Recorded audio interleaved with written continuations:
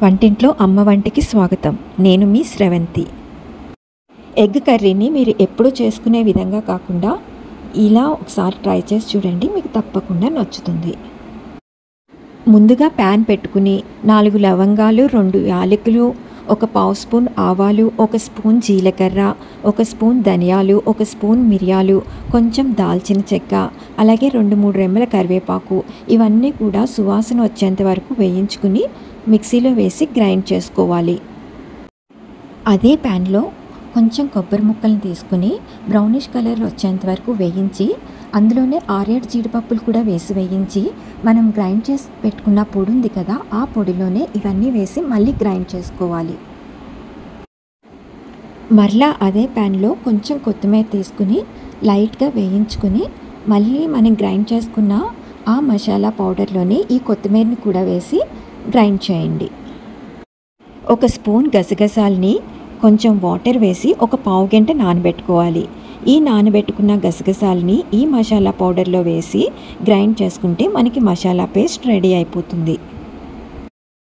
ఈ మసాలా పేస్ట్ని నేను పక్కన పెట్టేసుకున్నాను. తర్వాత 1 పెద్ద ఉల్లిపాయ, 1 చిన్న ఉల్లిపాయ, 2 ఉల్లిపాయలు తీసుకున్నాను. వాటిని ముక్కలుగా కట్ చేసేసి కొంచెం ఆయిల్ వేసి బ్రౌనిష్ కలర్ వచ్చేంత వరకు కూడా ఆనియన్స్ని వేయించుకున్నాను. ఇలా బ్రౌనిష్ కలర్ వచ్చిన తర్వాత ఒక ప్లేట్లోకి తీసేసుకుని చల్లార్చుకున్నాను. తర్వాత 4 టమాటోస్ తీసుకుని వాటిని పొడుగ్గా కట్ చేసేసుకుని వాటిని కూడా కొంచెం సేపు ఆయిల్లో మగ్గనిచ్చి ప్లేట్లోకి తీసేసుకున్నాను. ప్లేట్లోకి తీసుకుని ఈ ఉల్లిపాయలు, టమాటాలు 2 కూడా చల్లారిన తర్వాత మిక్సీలో వేసి మెత్తటి పేస్ట్లా చేసుకున్నాను. ఇలా చేస్తున్నప్పుడే ఒక 4 ఎగ్స్ని కూడా ఉడకపెట్టి పక్కన పెట్టుకున్నాను. ఉల్లిపాయ టమాటా వేయించిన కడాయిలోనే కొంచెం ఆయిల్ వేసి ఈ ఉల్లిపాయ టమాటా పేస్ట్ని మనం చేసుకున్నాం కదా, ఆ ఉల్లిపాయ టమాటా పేస్ట్ని ఆయిల్లో వేసి మగ్గనిచ్చాను. అలాగే ఆ మిక్సీ గిన్నెలో కొంచెం వాటర్ వేసి కదిపి ఆ వాటర్ని కూడా ఇందులో వేసి కొంచెం సేపు మగ్గనిచ్చాను.